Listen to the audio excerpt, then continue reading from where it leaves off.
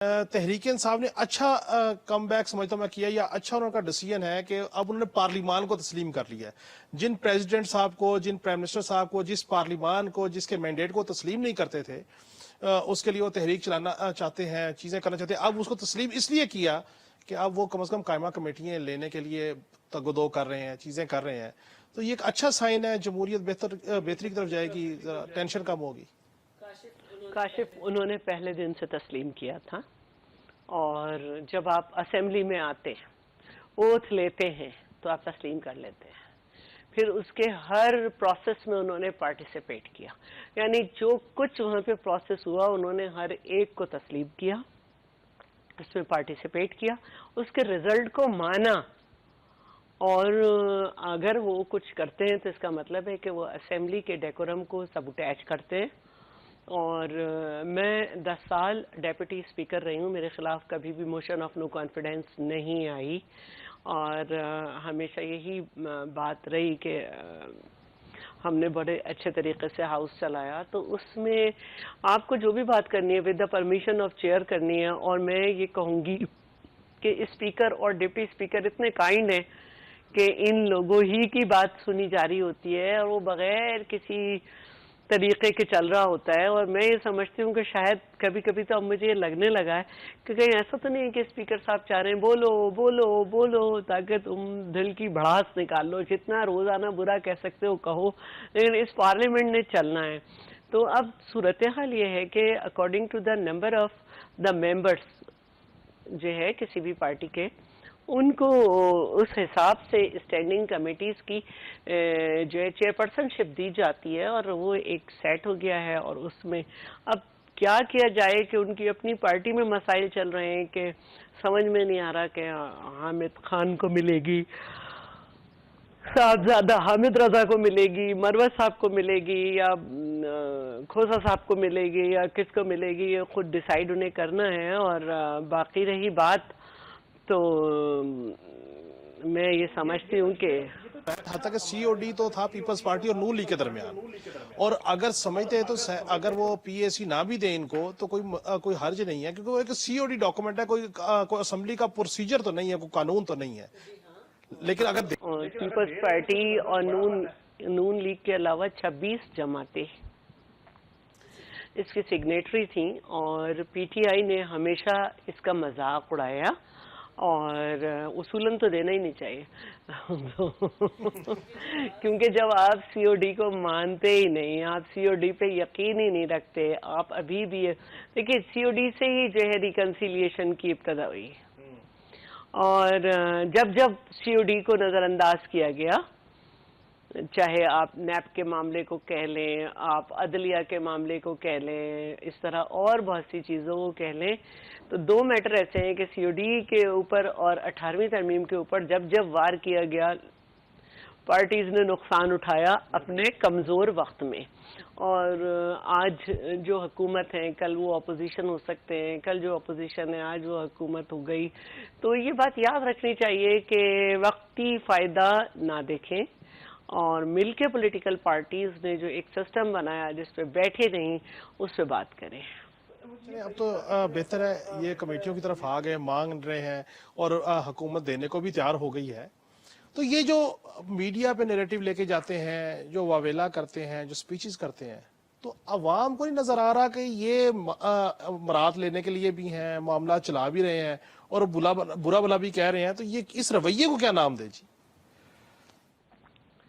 अवाम ने इनका रवैया देख लिया है, क्योंकि इलेक्शन में जितने भी वोट डले हैं उसमें जो मैंडेट सामने आया है, अवाम ने आपको इसलिए नहीं भेजा कि आप जो है वो एक पार्लियामेंट में हल्ला गुल्ला पार्टी बन के रहे। अवाम इसलिए भेज रही है कि इतना मुश्किल वक्त है, इतनी इकॉनमी सफ़र कर चुकी है हमारी, इतने बुरे टेररिज्म के एक तो मामलात भी जो है वो हैं, और ख़ुद केपी में टेररिज्म जो है वो बहुत ही उसको संजीदगी से लेना चाहिए। पिछले हफ्ते एक्सप्रेस ट्रिब्यून ने कहा है कि जो سکھ جو ہیں وہ جو ان کی کلینک پہ اٹیک ہوا اور اس سے ایک ان کا ایکس پولیس مین جو ہے شہید ہوا، کہ یہ خطرے کی گھنٹی بج گئی ہے، کیونکہ 100 سے زیادہ سکھ فیملیز یہاں سے مائیگریٹ کر چکی ہیں. 116 اٹیک ہوئے تھے ان پہ، جس میں سے 60 پولیس پہ ہوئے ہیں. تو یہ جو دوبارہ سے سکھ ڈاکٹر کے اوپر حملہ ہوا ہے تو یہ ایک خطرے کی گھنٹی ہے، اور اس کو سمجھنا چاہیے. تو ہمیں ان باتوں کی طرف توجہ دینی ہے مل کے، چاہے کے پی ہو چاہے سندھ ہو. ہر جگہ کی اپنی جو ہے وہ ڈیموگرافی ہے، اس کو کس طرح سے ڈسٹرب صاحب کرنا دیکھیں، ہے. آپ ڈپٹی اسپیکر بھی رہی ہیں، جو میں سمجھتا ہوں اس ٹائم مستحکم نمبر ہے پروونشل گورنمنٹ کے پاس، مرکز کے پاس. اس کے بعد بھی اگر پولیٹیشین اور تمام کی تمام چھوٹی بڑی جماعتیں اقتدار میں ہیں، بھلے مرکز میں بھلے صوبے میں، تو اگر یہ اب ڈلیور نہیں کرتے عوام کے لیے، پھر عوام کدھر دیکھے؟ عوام کس سے گلا کرے؟ ظاہر ہے کہ اس وقت جو مشکل حالات ہیں اس میں آپ نے سب کچھ بھولنا ہے اور پاکستان کی طرف دیکھنا ہے. کیونکہ میرا بیلیو یہ ہے کہ ہماری ساری سیاست پاکستان اور پاکستان کے عوام کے لیے ہے، اور اس کو میرا بیلیو اس لیے کہ میری پارٹی نے اس کو ثابت کیا ہے. آج 44 سال بعد اگر ہمیں انصاف ملا ہے تو کیا ہم ان 44 سال میں اگر ہماری یہ مینٹیلٹی ہوتی تو ہم کم از کم 44 ہم نے سپریم کورٹ پہ کر چکے ہوتے ہیں. اور جو ایک زبان ہے اس کا بھی وہی طریقہ کار ہوتا کہ ہر وقت جو ہے آپ ادارے کے سربراہان کو اور سب کو جو ہے کہتے رہے.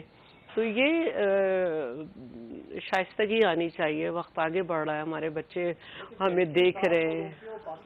تحریک انصاف کی طرف دیکھ رہی ہے کہ مقدمے ختم کر دے تو بات ہو سکتی ہے، آج نئی بات آ گئی. دیکھیے یہ بات وہ مستقل کرتے ہیں، وہ اسمبلی میں آتے ہیں اور وہاں پہ نعرے لگاتے ہیں رہا کرو. اسمبلی نے تو رہا نہیں کرنا ہے نا، اور عدالتوں کے پاس ہے. کوئی گورنمنٹ جو ہے وہ کیئر ٹیکر تھی جب آپ نے اتنے ماشاءاللہ کارنامے انجام دیے جو ہیں 9 مئی والے اور سب. تو اب ریلیف بھی عدالت سے ہی ملے گا. اللہ کرے، میں تو کہتی ہوں سب اچھا ہو جائے. یہ لوگ سیاسی قیدی اپنے آپ کو کہہ رہے ہیں تو چلیں وہ سیاسی قید ختم ہو.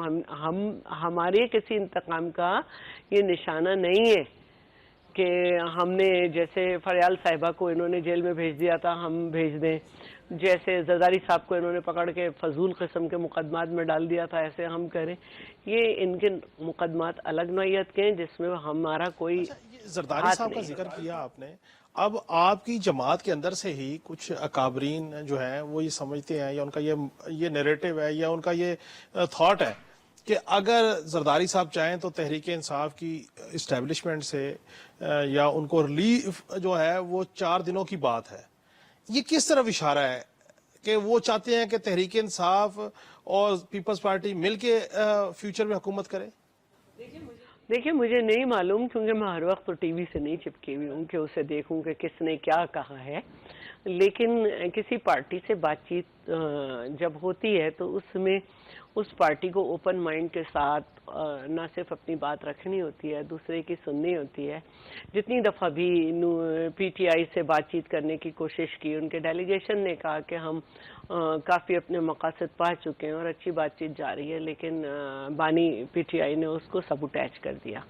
تو وہ چاہتے ہی نہیں. اور رہی بات، مجھے نہیں معلوم کیا اسٹیٹمنٹ ہے کیا نہیں ہے، لیکن جب تک وہ خود نہیں چاہیں گے کہ ان کی بات چیت پولیٹیکل پارٹیز سے نہیں ہوگی.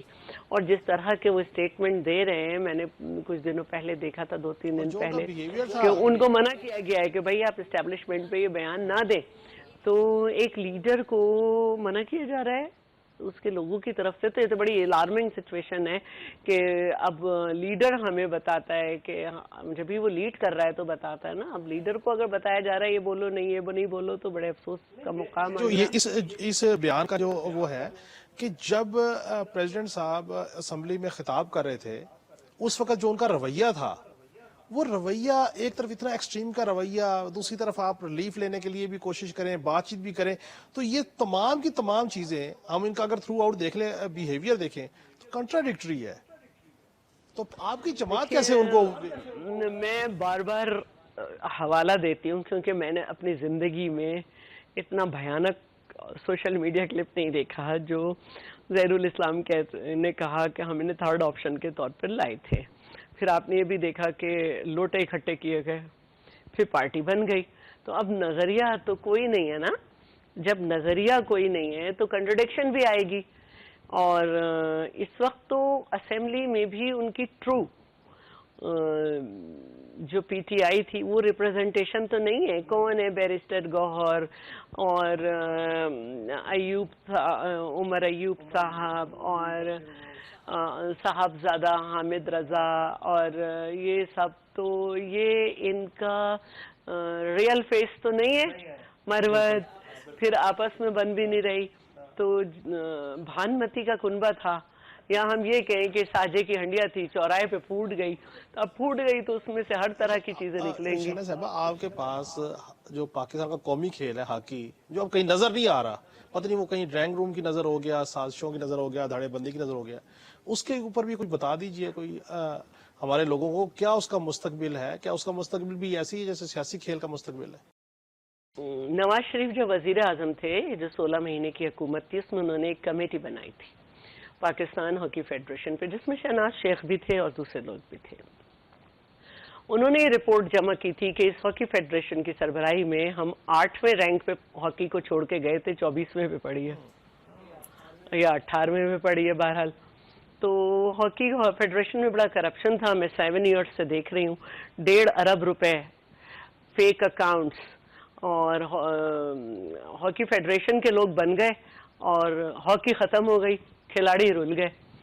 تو ہم نے جو ہے وہ سرفراز بگٹی صاحب سے کہا کہ آپ اس میں کچھ کریں.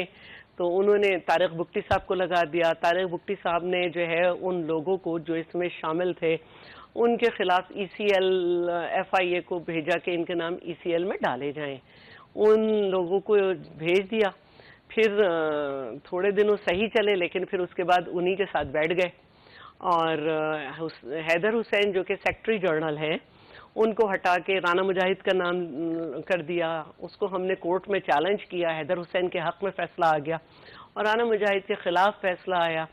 پھر جو کچھ عمان ٹیم جا رہی تھی کہ سلیکشن کمیٹی کو ہٹا کے کہا گیا کہ راکٹ سائنس نہیں ہے, میں خود سلیکٹ کر لوں گا. صدر کبھی ٹیکنیکل میٹر میں نہیں بولتے. انہوں نے ٹیم بھیجی, 8 لوگ انہوں نے بلوچستان سے بھیجے. سارے کھلاڑی جو تھے وہ تکتے رہ گئے منہ, اور 7 ہوٹلز کہا تھا کہ ان میں سے کوئی سلیکٹ کرنا ہے. عمان نے عجیب ایک ہوٹل سلیکٹ کیا, وہاں پہ انجری ہو گئی ہمارے پلیئر کی, تو اس سے ڈیلی الاؤنس چھین کے اس کو بھیج دیا. اس کے پاس گھر آنے تک کے پیسے نہیں تھے. وہاں سے ایمبیسڈر کو پتہ نے بتایا کہ $7,000 یہ عجیب سے ہوٹل میں جا کے اس سے کر آئے.